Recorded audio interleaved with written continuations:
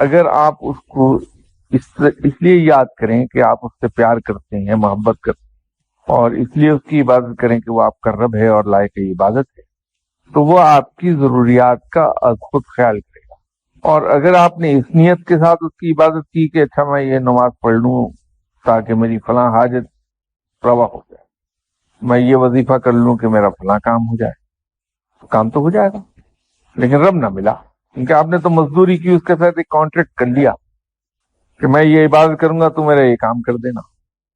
उसकी इबादत कीजिए इस नियत से नहीं कि मेरी फलां हाजत जो है वो पूरी हो जाए, मेरा फलां मुश्किल खत्म हो जाए।